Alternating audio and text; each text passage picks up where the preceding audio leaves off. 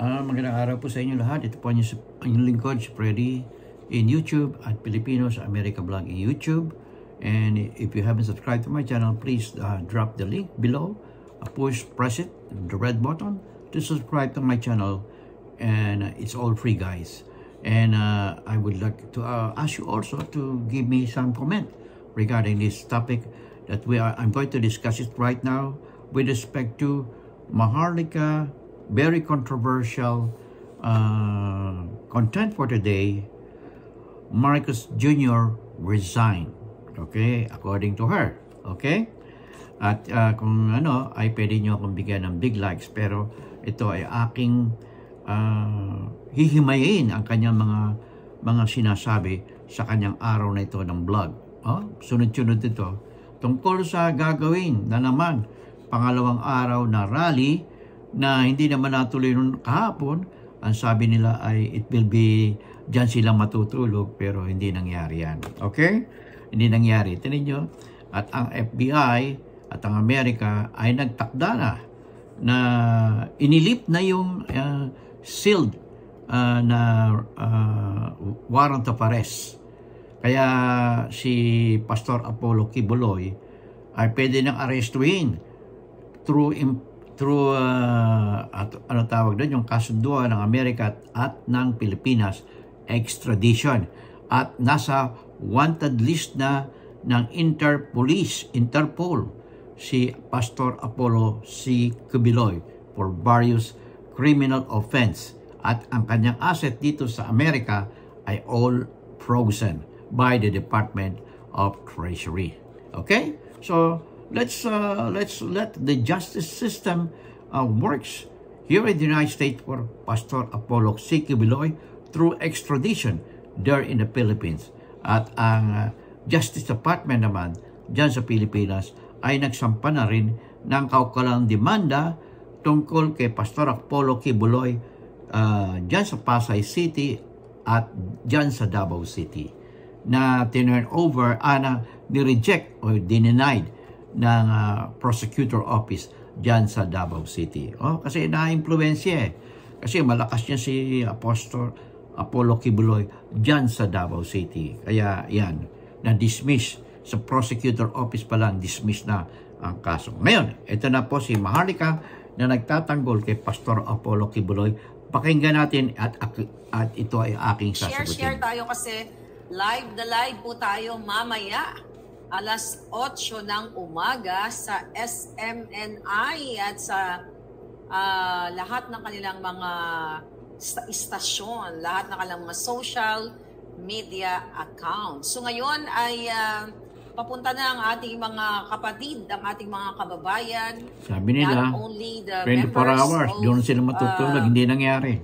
KOJC or Kingdom of Jesus Christ, kundi marami na pong nakikipag-partisipa. Ibig sabihin, marami na talaga tayong nag-speak up day. Alright? Sit up mamaya, day, alas 8 ng umaga, hindi dito sa channel natin, ngunit sa SMNI. Actually, okay. Suspended yan 17 minutes from now, ay lilipat na tayo sa kabilang channel. Okay. Doon pag-uusapan namin ang mga hinaing ninyo.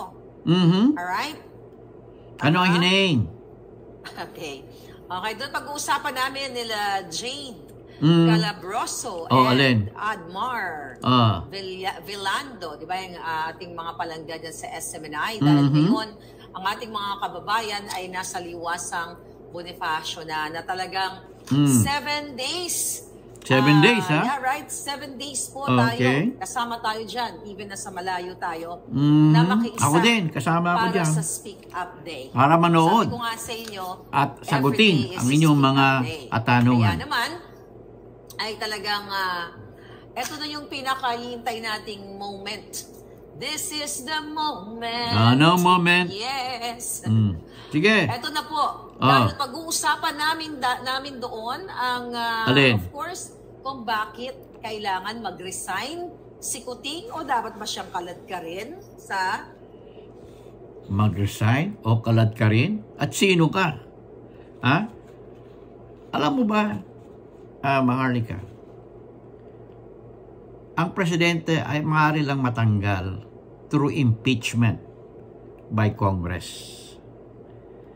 Hindi nakukuha yan sa dami ng tao na sinisira mo. Ay, hindi nga kayo makakuha ng katulad na nangyari sa EDSA, People's Power. Mahirap na mangyari yun kasi matatalino na ang mga botanteng mga Pilipino. Hindi na katulad mo na bubu. Narito ka sa Amerika, iniinsulto yung mga Pilipino. Akala mo sa mga Pilipino dito dyan sa Pilipinas, bobo na katulad mo? Pasalamat ka, napunta ka rito sa Amerika. Hanggang ngayon, hinahamon pa kita ng debate. Pero hanggang ngayon, hindi ka kumikibo. Okay? Ngayon, sasabihin ko sa iyo, paano ba ma-impeach ang Presidente Bongbong Marcos Sr.? Treason. Number 1, treason. Kung may gera. Bribery. Graft. Anong masasabi mo sa graft? Wala, di ba? Hindi napatunayan sa husgado ng korte. Betrayal of public trust. Meron bang ginawa ang ating Pangulo? Wala. Betrayal of public trust. At siyempre, bilang Pangulo, hindi pwede magkaroon yan. Katulad ng ginawa ni dating Pangulong Rodrigo Roa Duterte na walang kibo na ngayon. Sedition. Natatakot siya sa charge ng sedition. Kaya humingi na ng paumanhin si dating Pangulong ni Rodrigo Roa Duterte. Natatakot siya katulad na maaaring mangyari kay Pastor Apollo Kibuloy na hinahanap na siya ng Interpol, FBI para panagutin sa mga kasong ginawa niya dito sa Amerika. Okay? Ang kanyang mga property dito ay frozen o lahat ng asset dito ay frozen. At ang latest narinig ko, ang simbahan, hindi ko lang malaman kung totoo ito, ang simbahan ni Pastor Apollo Kibuloy dyan sa lugar sa Florida ay sarado na. Okay? So, frozen lahat ng asset eh. Okay. Sisisi mo ang Amerika? Di ba taga rito ka, kala mo? Di ba? Maharlika? Okay. Ano masasabi mo dyan? Kakastiguin mo rin ang Amerika? Tingnan ko lang kung anong mangyayari sa'yo. Okay? Sinisira mo kaysa pa ng mga Pilipino, nilalasan mo at ito ay part ng China's propaganda. Okay? Ayan. Okay? Ngayon, sinasabi mo na kailangan tanggalin si Presidente. Bakit? Ang trust rating ng ating Presidente noong June 2023, that was last year, ay 80%. Bumaba ito ng 65% noong September 2023 at ito ay tumaas sa Pulse Asia naging 68%. Okay? At itong per Okta Research as February kailan lang kasi March na ngayon. Last month, umabot ng 76% or an increase of 3%. Sabi ng Okta Research. Ang Okta Research ay magaling yan, di ba? Sa UP, nakabasa yan. Ayan. Okay. Kaya, yung lahat ng sinasabi ho ni Maharlika ay walang katotohanan. Gawa-gawa at paninira, patuloy siyang naninira.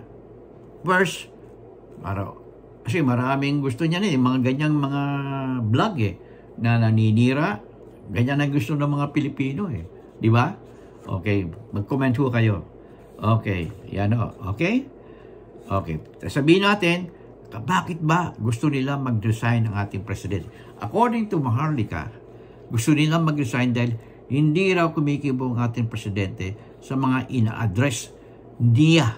At sinisira daw siya dahil sa kanyang mga komentaryo. Sisirain ka kung puro kasi fake news kasi ang sinasabi mo. Wala kang ebidensya. Wala kang testigo, wala kang ebidensya. Okay? So, you are worthless. Okay? Ngayon, ang sinasabi mo, walang ginagawa ang ating Presidente, ina-address niya ang kanyang goal sa buhay ay to reduce the poverty rate to single digit. Okay? Ano ba ang poverty rate ngayon? About 19%. So, gusto niya maging single digit, about 9% from 19%. At ito ay nanggaling pa kay Digong. Okay? subsidized farmers. Ano ba ang ibig sabihin ng subsidized farmers? Ang government incentive that supplement the income of farmers, agribusiness, and agricultural organization. Okay? Kailangan suportahan natin ng farmers at yan ang ginagawa ng ating presidente. Okay?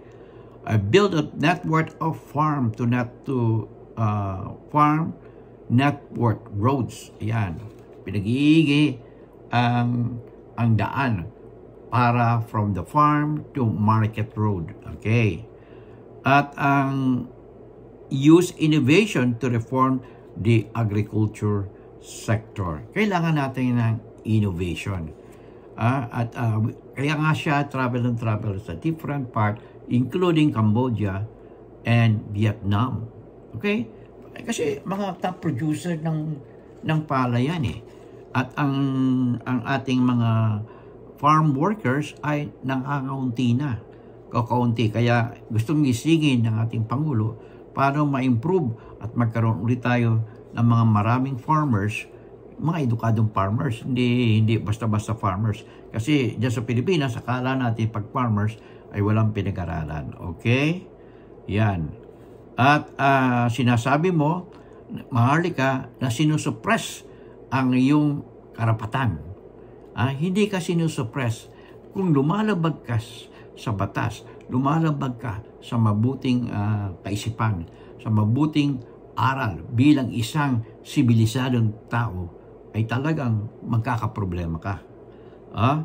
Ang sinabi mo, nung bombing in Marawi, hindi nakarating ang presidente. Of course, hindi pupunta kasi may security threat. Siyempre, pinangangalagaan ng presidential battalion ang ating presidente. Kung alam nila na delikado pumunta ang presidente, gagawin nila. Okay? Gagawin lang ang tungkulin nila. Ngayon, yung nangyari sa Basilan, isa na itong mapayapang island dyan sa malapit sa Sulu at malapit sa Zamboanga. Okay? Nadaanan ko na yan nung ako ay pumunta sa Zamboanga. At hindi nga ako makalapag doon sa Zamboanga dahil may barilan nung ako ay pumunta sa Zamboanga. At kitang-kita ko yung Basilan sa ere. Napakalaki, malawak. At ito ang gustong gawin na ating Presidente Bongbong Marcos Jr. Tahimik na kasi, nawala na ang Abu Sayyaf. Gusto niyang gawin ito ay food basket on experimental basis. Kasi hindi dinadaanan ng bagyo. Yan ang ating plataforma ng ating presidente at siya ay nagpunta rito sa Basilan. Kailan lang? Mga more than a week or 2 weeks ago. Nandiyon at nakipag-usap siya sa mga tao doon at ginawa nila doon yung mga sinurrender na mga armas na mga rebelde ay sinagasaan ng pison. Yan. At ang kapaliton, binigyan sila ng mga motorcycle through mga binigay na mga ibang bansa upang umunlad ang bayan, ang island ng Basilan. Na ang Basilan ay mas malaki pa sa Singapore. Experimentation yan ng ating presidente kaya mismo siya pumunta sa Basilan. Yan ay dating kuta ng Abu Sayyaf. Okay? So, lahat ng ay ito ang mga sagot ko kay Maharlika. Tingnan natin kung ano mga masasabi ni Maharlika at yung mga uma-idol kay Maharlika. Walang siyang, yung kanyang mga sinasabi ay walang laman. At siya, ang lahat ng lumalaban sa gobyerno ay kanyang pinapanigan at sinusuportahan. Ni minsan hindi ko narinig na meron siyang pinuri sa ating sa ating presidente kasi siya hindi niya natupad. Self-interest ang kanyang sinasabi kasi hindi siya natanggap diyan sa Los Angeles. Yung ating meron tayo diyan embassy. Hindi we consul. Gusto niya maging consul general diyan sa Los Angeles na hindi niya nagawa. Katulad ng isang abogado na kaibigan niya, sino ba siya, attorney yun, na hindi napasok sa COMELEC, hindi niya pwedeng kalabanin at kompetensyahin sa qualification si attorney George. Okay? Si George ng COMELEC chairman. Magaling yan. Kaysa dito sa attorney ni Maharlika. Okay? So, kailangan talaga ang kinukuha lang ng ating presidente, dumadaan yan sa screening committee. Pinipili niya ang the best in order for the government to address all those things that the president wants to achieve and goal. And yung kanyang goal ay ma-reach. Kailangan niya ng mga karapat-dapat na tao na mamimit yung kanyang criteria in order for the administration to reach its goal and objective and vision. Yan. Okay? In God we trust. Never hold your peace. I'll see you in my next vlog.